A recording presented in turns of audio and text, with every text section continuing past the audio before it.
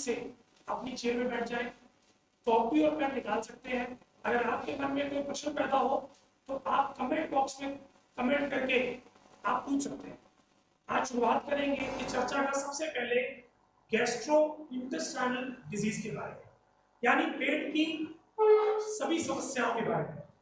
अच्छा, बहुत से लोगों का कहना है कि साहब ये पेट की समस्या आयुर्वेद में सबसे पहले क्यों डॉक्टर चुनते हैं, क्यों उनके मन में बात आती है कि हम पेट से ही सारी बीमारियों का पूछना चाहते हैं, हमारे सवाल जवाब भी वही होते हैं और उनका उपचार भी हम पेट से ही क्यों शुरू करते हैं। तो इसके उत्तर में सबसे पहले मैं डॉक्टर विकास गुप्ता आपको एक बात बताना चाहूंगा कि हमारे शरीर के अंदर कोई भी चीज, उदाहरण रूपी, चाहे मैं फल खाऊं, सब्जी खाऊं, अनाज खाऊं या कोई दवाई भी खाऊं, वो हमारी बॉडी में एब्जॉर्ब यानी कि पूरे शरीर के हर कण तक पेट के माध्यम से ही पहुंचती है। अगर आपने जो भी भोजन खाया वह आपके शरीर में सही से पच गया, जैसे आयुर्वेद में कहा जाता है 13 प्रकार की अग्नियां, वो अग्नि मतलब क्या है, डाइजेस्टिव फायर के साथ में आपकी बॉडी का मेटाबॉलिज्म, यानी हमारे शरीर के अंदर कुछ भी घटित होता है, कुछ भी बनता है, कुछ भी बिगड़ता है, उसके लिए प्राथमिकता हमेशा हमेशा के लिए डाइजेस्टिव फायर को दी जाती है। ये डाइजेस्टिव फायर क्या काम करती है, जो कुछ हमने अपने मुंह से ग्रहण किया, देखिए पहला डाइजेशन तो माउथ से हो जाता है।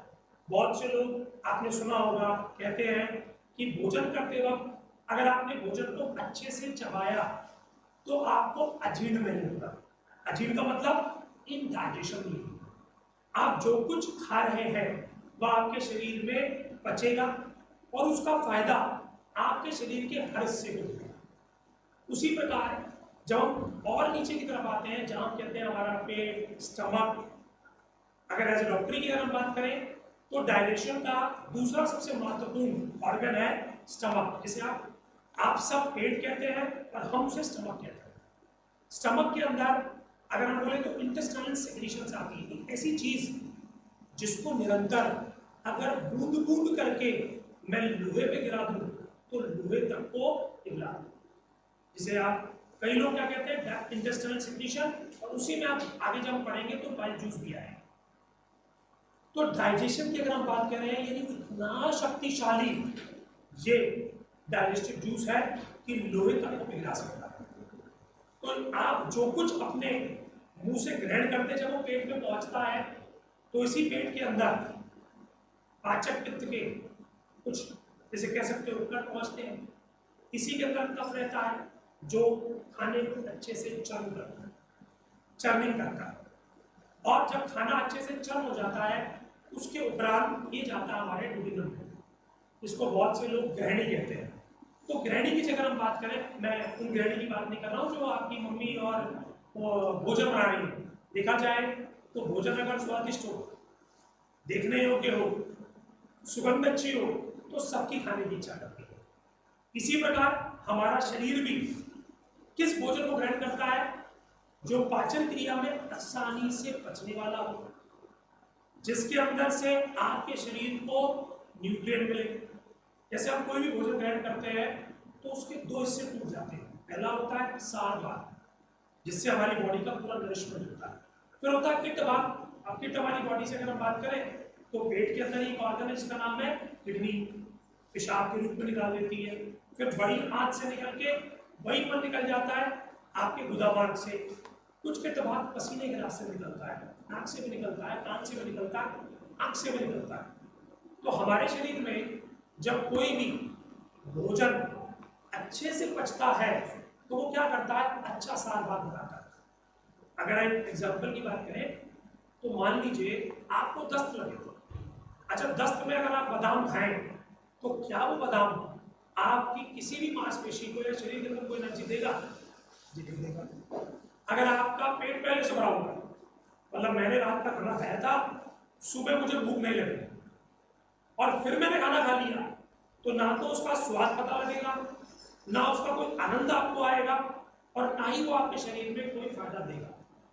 तो इनडाइजेशन के अंदर आज की जनरेशन, आज की दुनिया या आज की जो जीवन शैली है उसके अंदर कई सारी चीजें हम जानकर भी ऐसी गलतियां करते हैं जिसकी वजह से आप शिकार होते हैं लिवर की बीमारी के, किडनी की बीमारी के,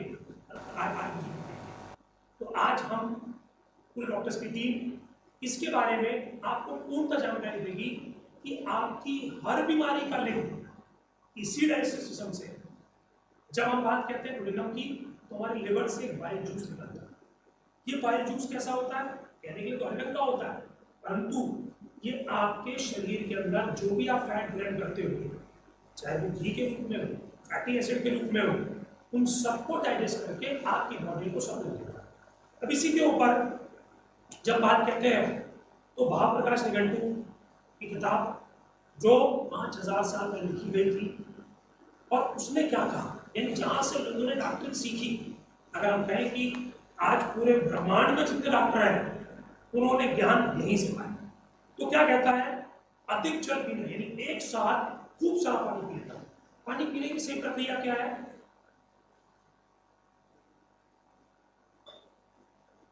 अगर पानी आप चाय की तरह पीते हैं तो उससे क्या फायदा होता है? आपकी बॉडी का नरिशमेंट होता है। एक बार क्या हुआ, एक रोगी ने मुझसे कहा साहब पानी एक गिलास पूरा पी लूं या सिप सिप पी के पी लूं, दोनों में फर्क क्या है? प्यास बुझने से मतलब है। तो मैंने कहा कि बात बताओ ये कि जब बरसात का मौसम आता है और बहुत तेज बारिश होती है और पानी बह के निकल जाता है, लेकिन धरती की जो प्यास है वो नहीं बुझती, गर्मी हो जाती है, उमस हो जाती है। लेकिन अगर वही बरसात टिप टिप करके पानी बरसता रहे 2 से 3 दिन, तो धरती की प्यास बुझ जाती है, पेड़ पौधों को ताकत मिल जाती है, एक बहुत ही ब्यूटीफुल एनवायरनमेंट हो जाता है। तो पानी पीने की प्रक्रिया भी यही, यानी देखिए आप पानी पी रहे हैं, मैंने ये नहीं कहा कि ये छोड़ दीजिए, कि पानी पीने की इस प्रक्रिया में इस पानी को जोड़ लीजिए। इसी प्रकार विषमाशय, ये क्या है? यानी मुझे खाना टाइम के हिसाब से नहीं खाना, अपनी रिक्वायरमेंट के हिसाब से खाना। बहुत बार कहते हैं कि साहब घी बहुत अच्छी चीज है, तो करेक्ट है साहब। पहले मॉडर्न डॉक्टर्स भी कहते थे कि घी हार्ट के पेशेंट को नहीं खाना चाहिए। आज वही डॉक्टर्स कहते हैं कि अगर मिनिमम क्वांटिटी में गाय का देसी घी अगर आप ग्रहण करें तो आप हार्ट के पेशेंट पूरी जिंदगी नहीं बने। जी हाँ, बिल्कुल सही आपने सुना। मैं किसी को कॉन्ट्रडिक्ट नहीं कर रहा हूं, मैं तो एक नई रिसर्च, जिन डॉक्टर्स को आप जानते हो समझते हो, उन्हीं के द्वारा दी रिसर्च को आज आपको बता रहा हूं कि गाय का देसी घी लेने से ना तो मोटापा आता है, ना तो वेट बढ़ता है, इवन दो आपके चेहरे पे शाइन रहती है, आपकी स्किन ग्लो करती है। क्यों? क्योंकि आपका हार्ट ग्लो करता है। कहा जाता है कि आपके चेहरे का के ऊपर कुछ भी हो रहा है तो वो 2 जगह से पता लगा सकते हैं कि बीमार कौन है, या तो आपका पेट बीमार है या आपका दिल बीमार है। अगर आप बहुत चिंताग्रस्त हैं, स्ट्रेस में हैं, आपके दिल में बहुत सारे भाव चल रहे हैं, इमोशन चल रहे हैं, तो एक्सप्रेशन ही तो बताते हैं। तो आप समझ लीजिए अगर आपका हृदय एकदम यंग है, अच्छी पंपिंग कैपेसिटी है, तो आप समझ लीजिए कि आप स्वस्थ हैं। अच्छा, जीवन को पहचानने में कैसे है? पहचानने का एक ही तरीका है, आपकी हार्ट बीट। क्या कहते हैं जी, दिल धड़क रहा है तो आप जिंदा है, दिल धड़कना बंद कर दिया तो आप मुर्दा है। तो दिल को अच्छा रखने के लिए आवश्यकता किस चीज की है? कि जब तक पिछला भोजन डाइजेस्ट ना हो जाए तब तक नया भोजन ग्रहण नहीं करना।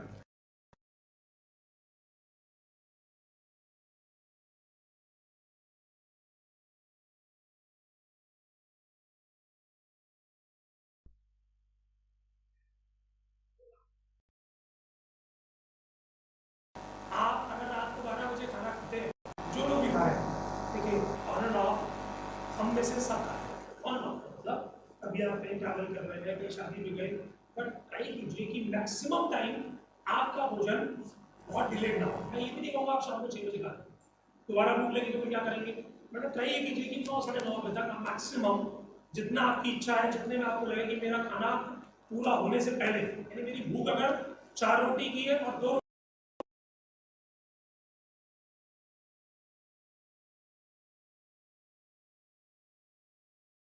के अंदर जगाने के लिए एक पावरफुल एनर्जी देगा। फिर आपका अब जो खाना आपकी बात हुई जिसे कहते हैं टाइमिंग, कहा जाता है आयुर्वेद के अंदर कि जब सूर्य का उदय होता है तो जितने भी पेड़ पौधे हैं इनमें एक प्रोसेस होता है जिसे हम कहते हैं फोटोसिंथेसिस। अच्छा, आप फल खाते हैं, सब्जी खाते हैं, वो सूर्य की रोशनी से। अभी कुछ दिन पहले एक बड़ी अच्छी पोस्ट फेसबुक पे आ रही थी कि साइज के क्यों, वो इसलिए होते हैं क्योंकि और 20 घंटे सनलाइट होती है। यानी अगर आप अपने आप को सामर्थ्यवान, शक्तिवान, ताकतवर करना चाहते हैं तो भोजन मैक्सिमम टाइम आप करें दिन के समय में, क्योंकि सूर्य की रोशनी उसको बचाने में मदद करती है। बहुत से लोग आज की डेट में क्लोज जिम में जाते हैं और जिम में जाने के बाद राजकुमार जैसे लोग का क्या है, जिम में एक्सपायर हो जाते हैं। अब वो क्यों जाते हैं? क्योंकि वो क्लोज एरिया के अंदर जिम कर रहे थे, पसीना आने से पहले सूख गया और उसका नुकसान क्या हुआ? हृदय में घात हो गया। लेकिन किसी ने ये सोचा कि वो आदमी जो जिम कर रहा था वो मरा कैसे? अगर आप उसकी पूरी हिस्ट्री निकालें तो लगातार रूप से वो नाइट में लेट आ रहे थे, लेट भोजन कर रहे थे, डाइजेस्ट हुआ नहीं और जिम में पहुंच गए। यानी असली एक्सरसाइज का मजा तब है जब आप सुबह जागे, अच्छे से फ्रेश हो जाए। एक साइन है कि आपका डाइजेशन सिस्टम अच्छे से काम कर रहा है। यानी मैंने खाना खाया सुबह, बिना मुझे चाय, टी, कॉफी, बीड़ी, सिगरेट, किसी भी एक गिलास गर्म पानी, लोटा पानी, उसके बिना सुबह जागते ही मैं मोशन करने गया और मेरा पूरा पेट आसानी से साफ हो गया। तो आप समझ लीजिए आपका डाइजेस्टिव सिस्टम बड़े अच्छे से काम करता है।